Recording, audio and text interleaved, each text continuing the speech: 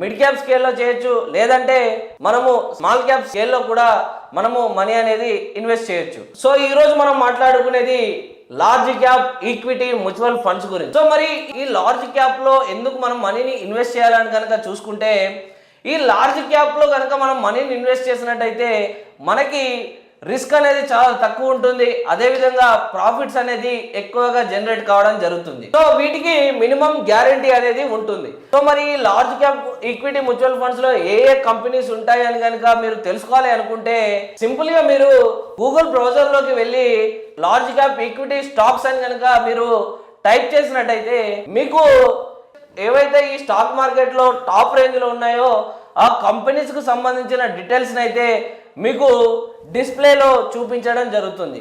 So for example మీరు కనుక equity stocks గురించి కనుక మీరు సెర్చ్ చేసినట్టయితే మీకు కొన్ని కంపెనీస్ ని చూపించడం జరుగుతుంది. ఈ లార్జ్ క్యాప్ సంబంధించిన స్టాక్ కంపెనీస్ కనుక చూసుకున్నట్టయితే